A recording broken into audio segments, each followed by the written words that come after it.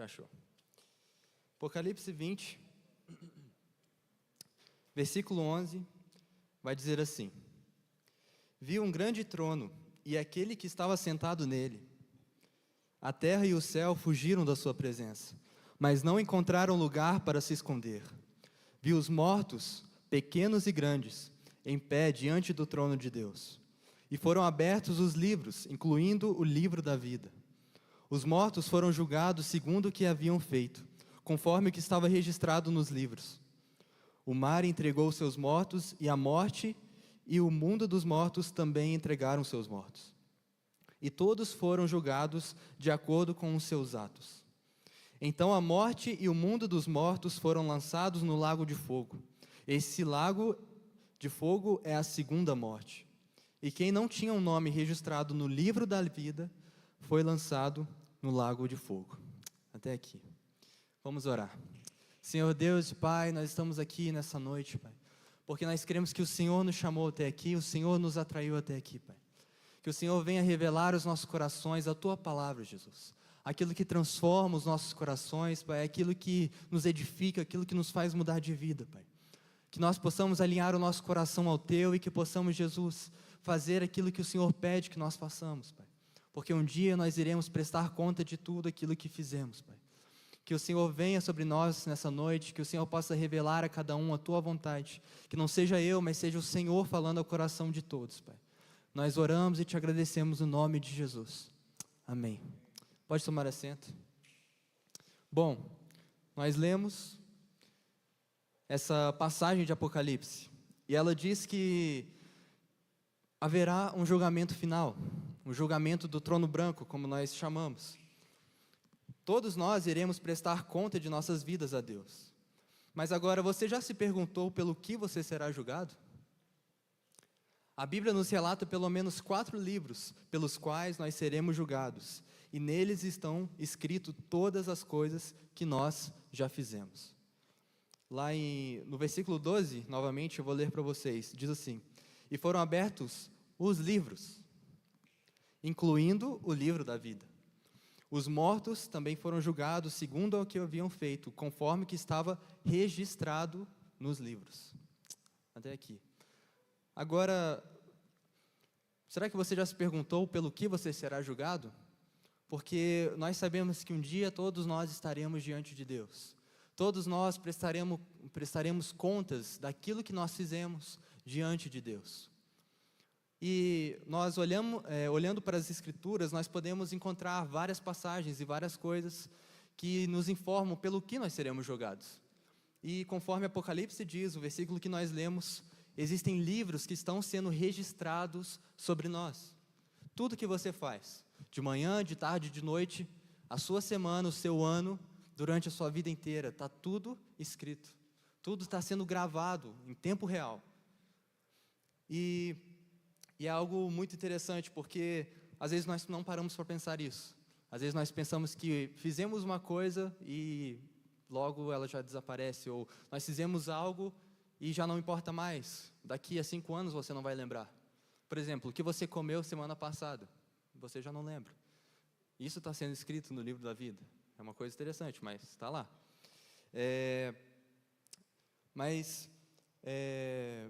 Vai dizer que nós seremos julgados pelo que está escrito nestes livros. E eu convido vocês agora a abrir em Romanos, capítulo 2, versículo 15. O primeiro livro que nós iremos falar é sobre o livro da consciência. Romanos 2,15 diz assim: Demonstram que a lei está gravada em seu coração, pois a sua consciência e os seus pensamentos os acusam ou lhes dizem que estão agindo corretamente. O apóstolo Paulo, aqui em sua carta aos Romanos, ele diz que nós, ou algo dentro de nós, revela o que é certo e o que é errado. A todos nós foi dada uma consciência. Consciência é o instinto que nos faz discernir entre o bem e o mal. Por isso, até aqueles que não conhecem os mandamentos de Deus poderão ser julgados. Porque nós paramos para analisar nós falamos assim, e tal pessoa, ela nunca ouviu falar de Jesus. Ou pessoas isoladas, tribos, povos que estão isolados, que ninguém alcança, ou que ninguém alcançou no passado. E como que eles sabiam, né, como que eles podem ser julgados no julgamento final, se eles não conheceram Jesus, ou se eles não conheceram a palavra de Deus? Mas uma coisa interessante, quando nós estudamos a Bíblia, e quando nós entendemos esse versículo, vai dizer que, o versículo 14 diz que até mesmo gentios que não têm a letra escrita, a lei escrita, quando obedecem ela instintivamente, mostram que conhecem a lei, mesmo não a tendo. Porque, eu não sei se você se lembra, mas em Gênesis, quando Deus nos criou, quando Deus criou Adão e Eva, quando Deus criou o homem, Ele soprou dentro de nós o seu Espírito. Ou seja, todos que vivem, todas as pessoas neste mundo, elas só estão vivas porque elas receberam o Espírito que vem de Deus. Agora, essas pessoas, agora todos nós, nos foi dada uma consciência. E dentro de nós, Deus colocou dentro de nós algo que nos faz discernir o que é certo e o que é errado. Mesmo alguém que nunca ouviu falar, isso está errado, porque a Bíblia diz isso. Essa pessoa pode ser julgada porque dentro de nós existe algo que vai dizer, ei, está errado. Aquela culpa, aquele sentimento de frustração, aquilo ali não foi por acaso, mas foi colocado pelo próprio Deus. Aquilo nos diz que nós temos uma consciência, e nós temos uma consciência que será julgada no dia final. Então todos podem ser julgados, incluindo aqueles que não conhecem a própria lei, a própria palavra de Deus, porque dentro deles existe o julgamento do que é certo e do que é errado. Agora, Tito, capítulo 1, versículo 15, vai dizer que nós corrompemos a nossa consciência. Nós podemos corromper a nossa consciência.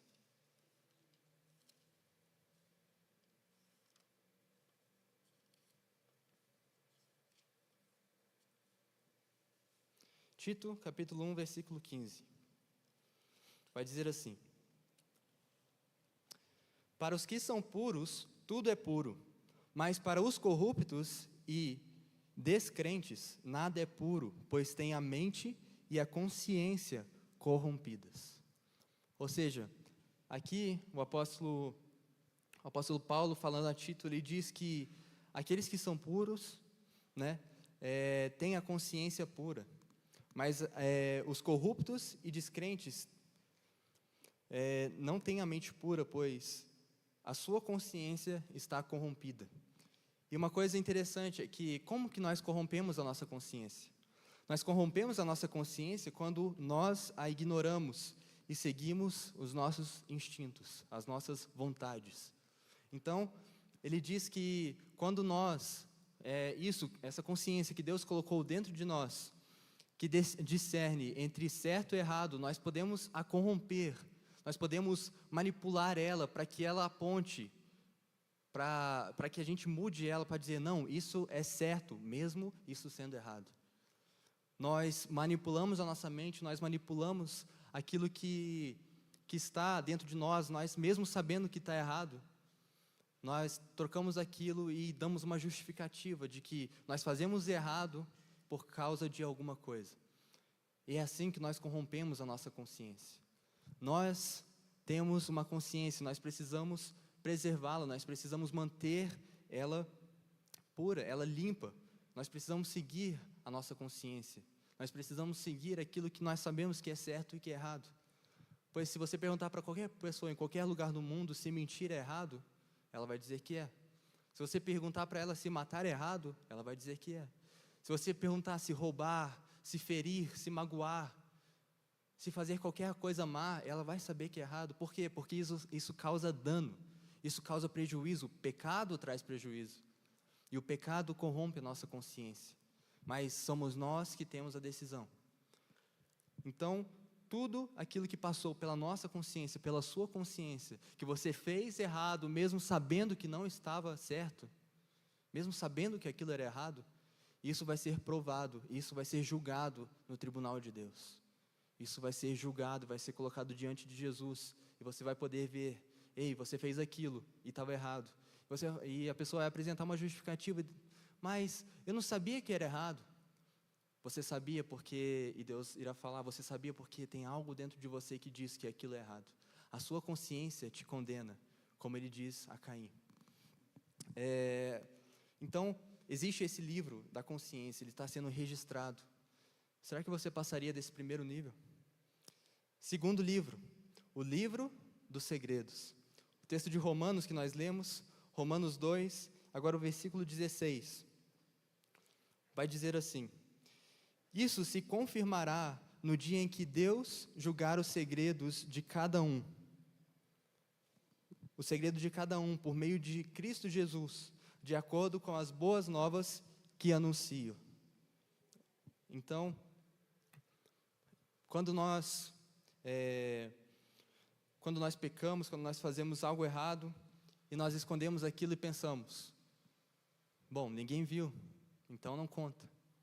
Bom, ninguém sabe, então está tudo bem. Mas a palavra diz que tudo será revelado. Não importa o quão bem planejado ou o quão bem escondido. Deus conhece os segredos do nosso coração. E existe uma passagem onde João, em Apocalipse 1, ele vê Cristo. E ele vê Cristo com olhos de fogo. E esses olhos de fogo, eles penetram além da aparência, além daquilo que se mostra. E ele vê aquilo que está escondido. Não há nada que não esteja descoberto aos olhos de Deus. Não importa quando você pense, está escondido, ninguém sabe disso. Mas já faz muito tempo, todo mundo já esqueceu. Deus sabe daquilo. Deus conhece aquilo. Deus sabe. Porque existe um livro que está sendo escrito, até mesmo os seus segredos. Até mesmo aquilo que está escondido. Aquilo que está bem planejado. Cada um de nós terá de prestar conta por aquilo que só nós sabemos e mais ninguém. Porque às vezes nós pensamos, se eu posso esconder de Deus. É o mesmo pensamento que teve Adão e Eva no jardim. Quando eles pecaram, a primeira coisa que eles pensaram, vamos nos esconder. Vamos esconder aqui, vamos ficar atrás da moita, talvez Deus não enxergue a gente. Porque quando nós pecamos, nós sentimos vergonha, nós sentimos um peso, porque a nossa consciência nos condena. Então nós queremos nos esconder, nós guardamos aquele segredo e falamos assim, não, ninguém pode saber disso, ninguém pode saber disso. Mas a palavra de Deus vai dizer que é na escuridão que o pecado cresce. É na onde que está escuro que o pecado, o fruto do pecado, ele germina. Então, quando nós escondemos aquele pecado, na verdade ele se enraiza para a nossa vida. Ele toma conta até mesmo daquilo que está aparente para as outras pessoas. Então, tudo aquilo, mesmo segredo, será julgado diante do tribunal de Deus. Não só a ação, mas também a intenção. Porque, às vezes, nós fazemos até coisas boas, mas a nossa intenção é o quê? A nossa intenção é egoísta, é a nossa própria glória, é nós assumirmos e nós termos aquilo no nosso coração e mostrarmos para todo mundo quanto isso é bonito, quanto isso é maravilhoso. Só que você sabe que lá dentro, a sua motivação é uma semente de orgulho, é uma semente de desprezo ao próximo, é uma semente de tentar ser melhor que alguém, é uma semente de pecado, é um segredo escondido, é algo que ninguém sabe, mas Deus sabe. E tudo isso está sendo contado, está sendo escrito e registrado detalhe por detalhe. Cada pecado que você escondeu será contado também. Lucas capítulo 12, versículo 2, vai dizer assim: virá o dia em que tudo o que está encoberto será revelado, e tudo que é secreto será divulgado. E agora nós perguntamos, né? Mas será que se eu esconder bem, se eu planejar de uma forma tão bem planejada que ninguém saberá, será que eu vou poder escapar desse juízo? E nós pensamos, às vezes, vou dar um exemplo mais conhecido, escândalos de corrupção. E nós vemos que pessoas enriquecem, pessoas, elas prosperam de uma maneira muito suspeita, de uma maneira muito rápida. E nós vemos que elas saem impunes. Nós vemos que muitas vezes essas pessoas como vai dizer o salmista, Deus me perdoa porque eu invejei a prosperidade dos injustos, porque eu vejo que eles estão crescendo fazendo mal. Será que aquilo que eu faço, sendo correto, o justo, será que vale a pena mesmo? Nesse mundo, pode não haver justiça, pode não haver uma resposta a esse pecado escondido. Mas um dia nós saberemos que isso será colocado e todo olho verá. Como diz aqui, que aquilo que está encoberto será revelado e tudo que é secreto será divulgado. Agora, olhe para você. Os seus segredos. Você já parou para pensar? Hoje nós vivemos um mundo muito, muito interessante, que nós paramos para pensar. Existem coisas, dados sobre nós sendo relatados. Tudo aquilo que nós encontramos ou acessamos no nosso celular pode ser revelado de uma hora para outra. Até um exemplo, claro, você pode falar de alguma coisa sobre alguém. Gostaria de comprar um liquidificador. Tal modelo é legal, tal coisa é legal. 2 minutos depois, você abre o seu celular, o que aparece? O liquidificador. Qualquer coisa que você para pensar. Ou seja, como? Suspeito, não? Mas, essa eu deixo para vocês, depois vocês pensem um pouquinho sobre isso. Mas, é uma coisa interessante, porque até mesmo os nossos segredos, até mesmo as coisas ocultas serão reveladas. E aonde você estará quando tudo isso, todos os seus segredos forem espalhados e forem revelados diante dos olhos de Deus? Porque aos olhos humanos pode não ser muita coisa, mas aos olhos de Deus, Ele sabe como julgar isso da forma mais justa e mais precisa. Então, existe esse livro, ele está sendo relatado com todos os nossos segredos.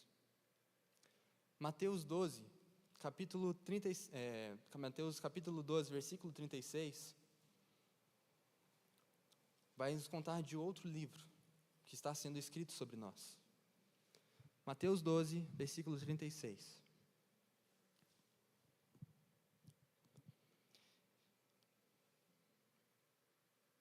Eu lhes digo, no dia do juízo, vocês prestarão contas de toda palavra inútil que falarem. Por suas palavras vocês serão absolvidos, e por elas serão condenados. Toda palavra.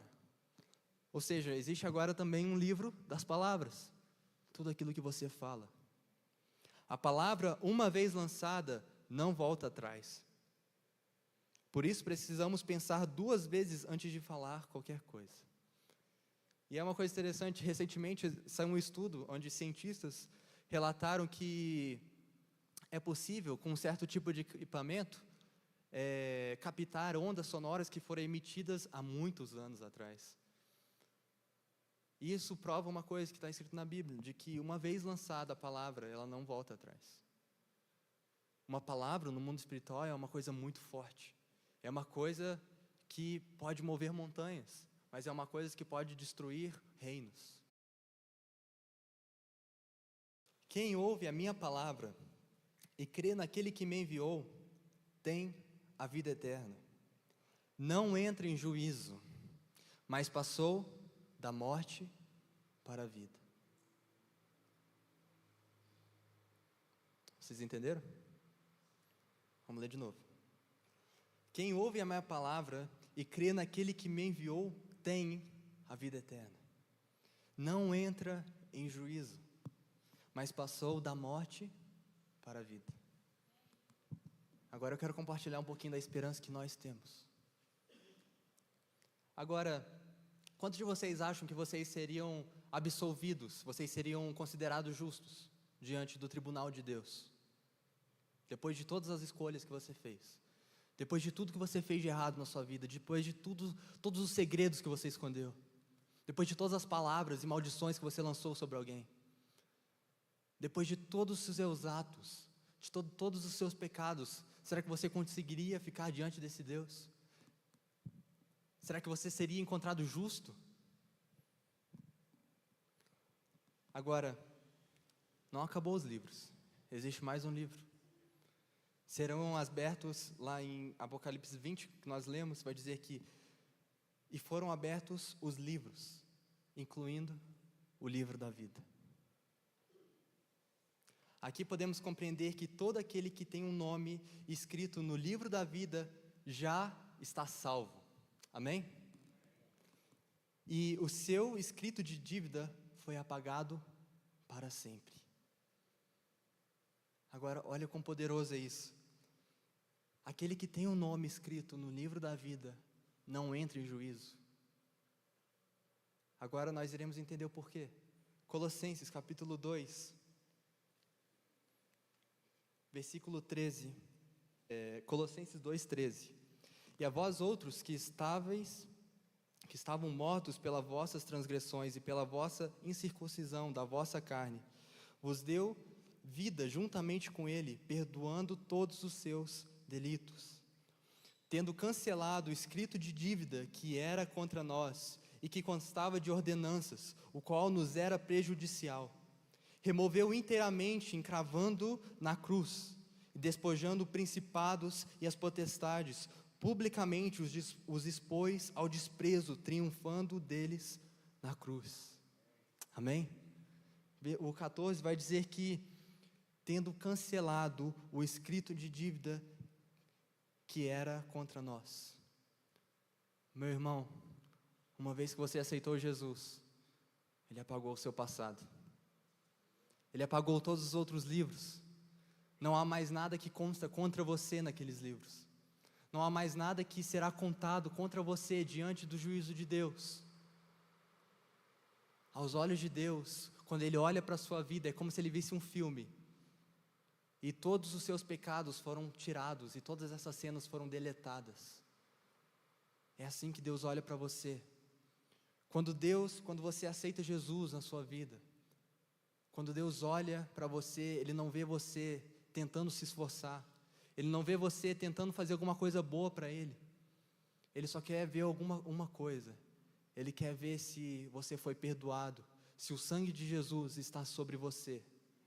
Se você um dia foi comprado naquela cruz, se você um dia recebeu essa salvação que Ele te deu de graça, e apagou tudo aquilo que era contra a sua vida, tudo aquilo que você já fez de errado, tudo aquilo, toda palavra, todo segredo, todos os seus atos, todas as suas ações foram apagadas e pregadas naquela cruz, quando Ele morreu por você.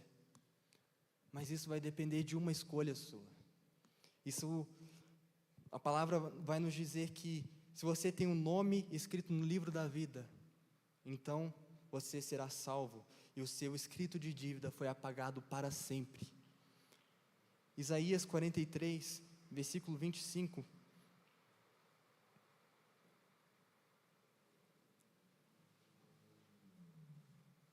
Vai dizer: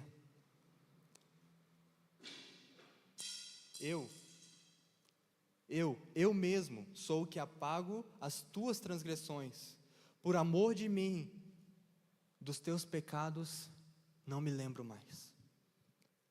Por amor do meu nome, por pura misericórdia, não foi porque você fez alguma coisa, mas foi por pura graça, por pura compaixão, que Ele separou de nós e que Ele apartou de nós os nossos pecados, como o Oriente está do Ocidente, assim nós estamos afastados dos nossos pecados.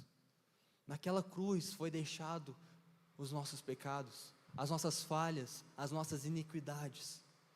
Não há mais condenação para aqueles que estão em Cristo. Todos aqueles que o aceitaram como Senhor e Salvador, agora têm a vida eterna. Como Jesus disse, já não entra mais em juízo, mas passou da morte para a vida. E vai dizer que nós estávamos mortos em nossos pecados, mas Ele nos resgatou, Ele nos comprou por um alto preço. Qual era esse preço? Era o meu e o seu escrito de dívida.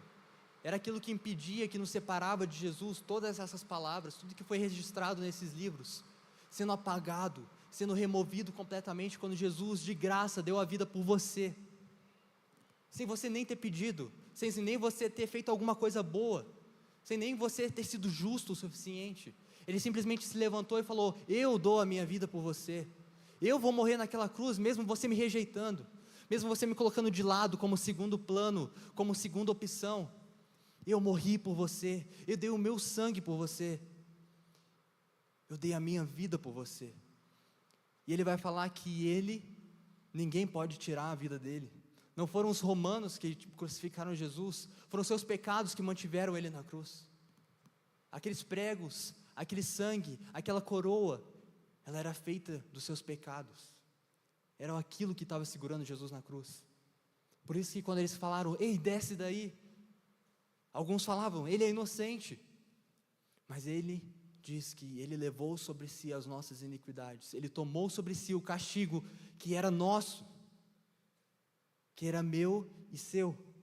Isaías, no capítulo 53,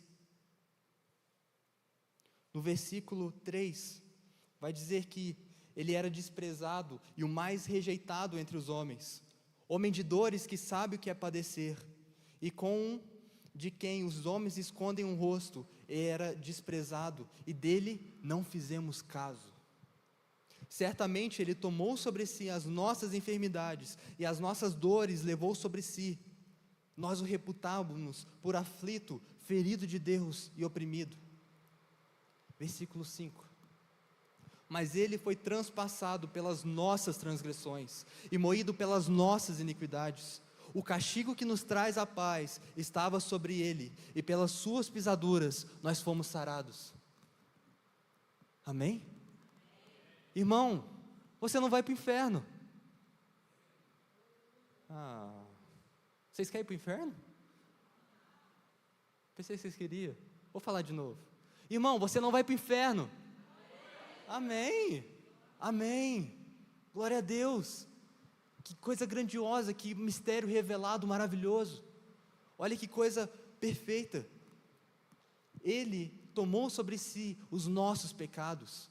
Ele morreu no meu e no seu lugar, e esse é o Evangelho. Era tudo que estava escrito quando tudo aquilo que você fez, apagado e redimido naquela cruz. Agora você está salvo, o seu nome está escrito no livro da vida, não porque você fez alguma coisa, mas simplesmente porque Ele morreu por você. Agora, como você aceita esse sacrifício? O que você faz diante da cruz? Você simplesmente se achega diante da cruz, olha para ela e fala, legal. Ou você se prostra e se derrama diante dele falando, obrigado Jesus, porque o Senhor fez o que eu não poderia ter feito. Aquele que não conheceu o pecado, se fez pecado por nós, para que nele fôssemos feito justiça de Deus. Aquele que nunca pecou, aquele que nunca conheceu o pecado, se fez pecado por nós. Tomou sobre si as nossas dores, tomou sobre si o nosso pecado. O castigo que nos traz a paz estava sobre ele. O castigo que era nosso. O castigo que era meu e seu. Merecíamos muito. Mas ele tomou sobre si, sem ninguém ter perdido. Sem ninguém ter protestado, ei, vale a pena morrer por mim. Não vale a pena morrer por você. Não vale a pena morrer por você. Cada um de nós aqui, não vale a pena morrer por nós. Olha para a nossa vida, olha para tudo que nós fizemos. É pura misericórdia, é pura compaixão desse Deus. Não vale a pena morrer por nós. Ele morreu simplesmente por misericórdia e por graça. Ele morreu para que nós fôssemos feitos justiça de Deus. E é por isso que um dia, eu e você, quando estivermos diante de Jesus, diante de Deus, e Ele olhar para nós e perguntar, Ele não vai perguntar, ei, você é justo o suficiente? Você fez boas coisas o suficiente? Vamos colocar na balança.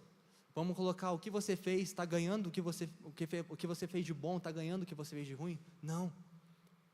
Ele vai perguntar, você aceitou o sacrifício do meu filho? Você aceitou o meu filho, o que ele fez por você naquela cruz? Ou você o rejeitou? Agora, como se dá essa salvação? Romanos capítulo 10, versículo 9 diz que se você declarar com a sua boca que Jesus é Senhor e crer em seu coração que Deus o ressuscitou dos mortos, você será salvo. Irmãos, tem algo mais simples do que isso? Até uma criança pode ser salva, se ela entender isso. Se ela entender que, simplesmente dela declarar com a boca dela que Jesus é o Senhor, e crer no coração dela, ela será salva. Agora, o que isso significa de verdade?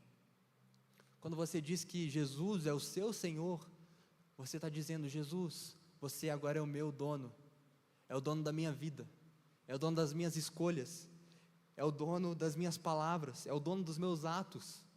O Senhor é o meu dono, eu quero fazer o que é para a tua glória e não para a minha glória mais. Ele é Senhor da sua vida? Será que Ele é o Senhor da sua vida? Será que você pode dizer que: ei Jesus, você é o meu Senhor?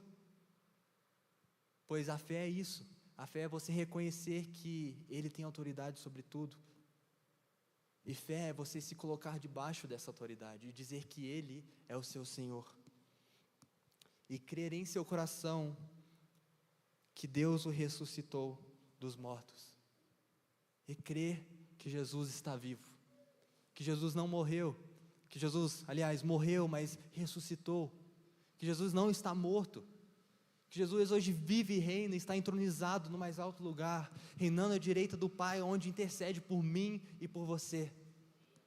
Ele está neste lugar, Ele está dizendo: vem, filho, simplesmente abra o seu coração, simplesmente declare com a sua boca, fale: ei Jesus, eu preciso do seu sacrifício, Jesus, eu preciso daquilo que o Senhor fez, porque por mim mesmo eu não consigo, pelas minhas próprias obras eu não consigo ser justo, mas o seu sangue cobre multidão de pecados, o castigo nosso estava sobre Ele. Agora, se derrame aos pés de Jesus, e diga que Ele é o seu Salvador. Agora, você só pode ter um Salvador, se você reconhecer que você é um pecador. Você só pode ter um Salvador, alguém só pode ser salvo, se reconhecer que ela está em perigo, se reconhecer que você é falho, miserável. Assim como Jesus disse à igreja de Laodiceia: você se diz rico, você se diz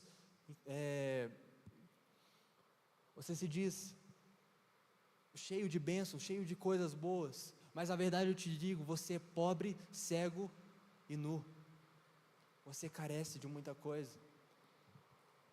Outra passagem de Isaías vai dizer que os nossos atos bons são como trapos de imundícia, são como literalmente nada, como lixo, diante do que Jesus fez por nós. Se nós cremos e dizemos: Jesus, Tu és o meu Salvador, eu me arrependo dos meus pecados, eu te peço perdão, Ele vem e te cobre, Ele coloca sobre você o sangue dEle, que é o que Jesus, que Deus vai ver quando olhar para você. Ele não vai te ver mais, mas agora Ele vai ver o que Jesus fez por você. Ele vai ver que o preço já foi pago, porque o preço do pecado é a morte. É a morte. Agora Ele já morreu.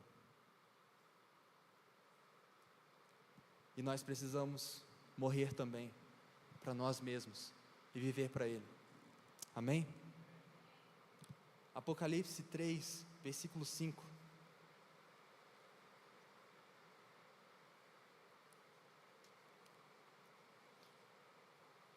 Vai dizer: o vitorioso será vestido de branco, jamais apagarei o seu nome do livro da vida, e confirmarei diante dele, diante do meu Pai e de seus anjos, que ele me pertence. Você pertence a Jesus? Amém? Todos aqueles que o pertencem, Ele diz que aqueles que me pertencem virão a mim, e eu de modo algum rejeitarei, eu de modo algum os lançarei fora. A fé que nos salva se baseia em declarar que Jesus é o Senhor e que Ele venceu a morte, que Ele está vivo. É crer que até o fim podemos comer o fruto da árvore da vida e entrar pelas portas da Nova Jerusalém, simplesmente porque Ele pagou o preço por nós. E Jesus vai dizer: o vitorioso será vestido de branco, jamais apagarei o seu nome do livro da vida. Agora, quem é o vitorioso? Quem pode ser esse vitorioso? Convido você a abrir 1 João, capítulo 5, perdão.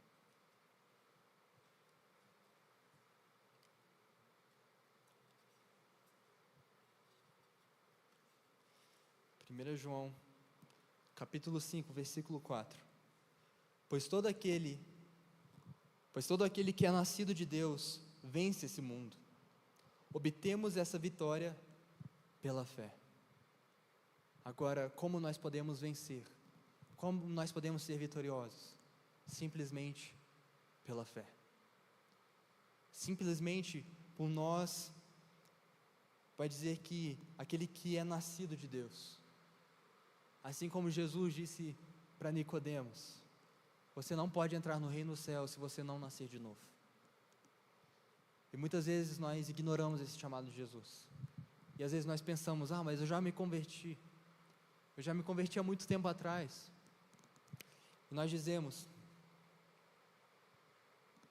muitas vezes nós pensamos que pelo que nós fazemos nós podemos comprar a salvação. Mas a Bíblia nos diz que todo pecado, todo escrito de dívida foi apagado. E o nosso nome foi escrito no livro da vida. Quando? Quando nós cremos em Jesus. Quando nós recebemos o seu sacrifício. Nós gritamos e dizemos, Jesus, eu preciso de Ti. Jesus, eu careço de Ti, eu careço da Tua misericórdia. O que eu sou sem o Senhor? O que será de nós sem o Senhor? Agora eu quero te fazer uma pergunta. Quando aquele dia chegar, que todos nós deveremos comparecer diante de Jesus, diante do Pai, será que nós queremos apresentar as nossas obras a Deus? Aquilo que nós fizemos? Aquilo que nós pensamos ter feito de algo bom? E esperar que isso, talvez de alguma forma, nos salve? Ou você quer chegar diante de Deus e dizer, eu não mereço, eu não mereci nada, tudo que eu fiz foi em vão, mas de uma coisa eu sei, eu criei no seu Filho, e é por isso que eu posso te pedir, eu posso ser salvo. Nós podemos chegar diante dele justos, como diz o versículo, como diz o autor de Hebreus. Agora podemos entrar com confiança na sua presença, porque agora nós somos perdoados, nós somos salvos, nós somos limpos, fomos restaurados. É só você dizer, sim, Jesus, eu quero ser salvo. Sim, Jesus, me ajuda, Pai. Sim, Pai, eu quero viver essa vida que o Senhor tem para mim. Sim, Jesus, eu quero parar de viver para mim mesmo. Eu quero parar de colocar o seu sacrifício naquela cruz como se não fosse nada. Tratar isso como se fosse a coisa mais comum do mundo. Vir para a igreja, colocar a Bíblia debaixo do braço e dizer, está tudo bem, eu já estou salvo mesmo. Não, irmãos. Quem pensa assim não entendeu. Não entendeu o que fez por você, foi uma coisa pessoal. Foi uma coisa de sangue. Era o seu sangue para derramar na cruz. O escrito de dívida era seu, não dele. A culpa era sua e não dele. Ele morreu simplesmente porque ele falou, eu amo eles. E ele passou aquele momento longe do Pai, onde ele gritou, meu Deus, por que me abandonaste? Para que um dia eu e você pudéssemos entrar naquele reino e viver com Ele para sempre. E viver com Ele eternamente. Ele enfrentou a morte, Ele inventou tudo aquilo, simplesmente porque Ele te amava, não porque você merecia alguma coisa, não porque você fez alguma coisa boa, mas de graça, por pura misericórdia de Deus. Se você não entende isso, eu não sei como o seu coração está quebrado, como o seu coração está duro, mas peça, Espírito Santo, me ilumine para entender o que esse doido está falando. Se você não entende o peso disso, a dimensão disso, era para mim e para você, estamos no inferno agora, mas nós vamos para o céu, simplesmente porque Ele morreu por nós, simplesmente porque Ele pagou o preço, Ele assumiu o seu lugar, o meu lugar. Isaías 53, novamente.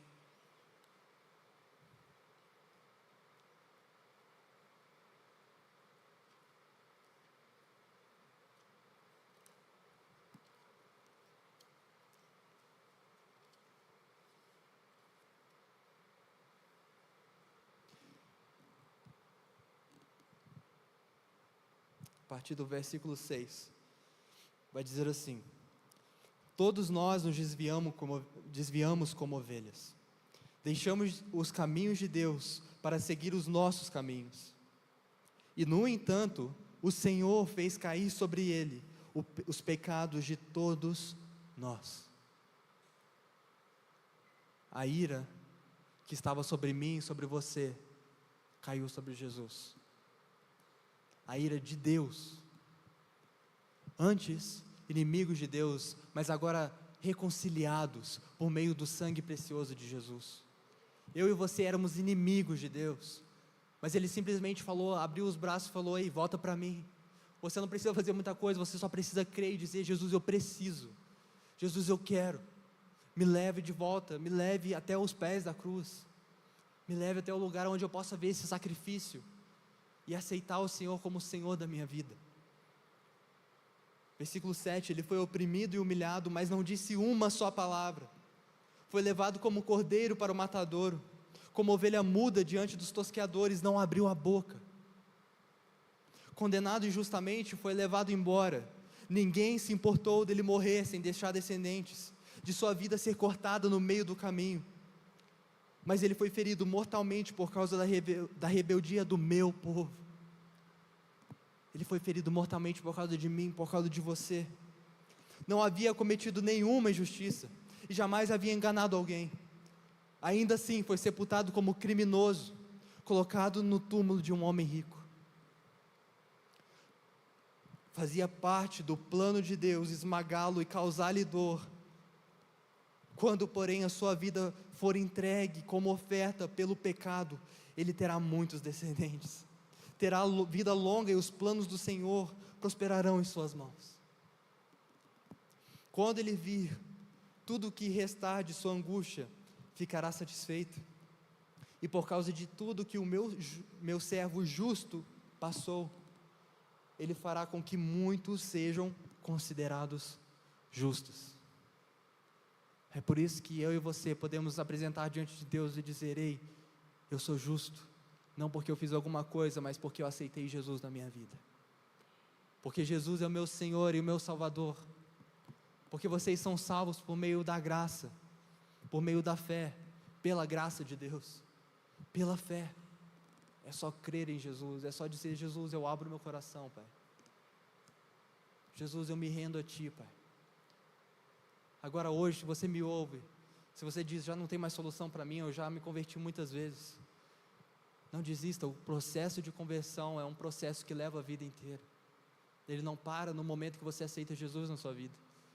A partir do momento que você é justificado, agora começa um processo de salvação, um processo de santificação, aonde Ele te tirou da lama do pecado, e agora Ele está tirando a lama do pecado de você. Não pare por aqui, vá além, peça a Jesus: Jesus, me santifique por completo. Jesus, que seja isso, que seja essa palavra que me mova, que seja o Teu sacrifício que me faça viver,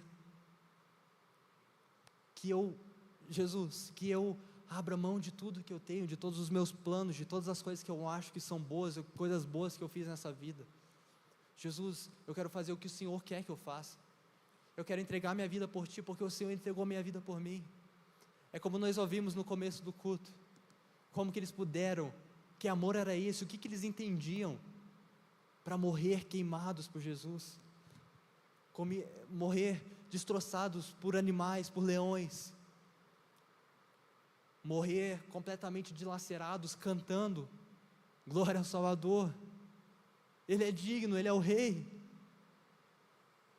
O que eles sabiam, o que eles criam? Eles entendiam o sacrifício de Jesus, Eles sabiam que eles não poderiam fazer nada, era só aceitar e dizer: Jesus, tem misericórdia de mim. Assim como aquele pecador ao lado de Jesus naquela cruz disse: Jesus, me leva para o seu paraíso, me deixa entrar com você no seu paraíso ainda. Jesus disse: ainda hoje você estará comigo no paraíso, ainda hoje. E Ele tem nos chamado todos os dias para encontrar a Ele, para buscar a face dEle, para depender dEle, não para ser mais crente, não para ser religioso, não para carregar uma Bíblia debaixo do braço, não para fingir ser crente lá fora, é para amar Ele, para dizer: Jesus, eu quero te entregar tudo, Pai, eu quero me entregar completamente a Ti, porque o Senhor entregou tudo, não sobrou nada de Jesus, Ele foi moído, Ele foi transpassado, por mim e por você.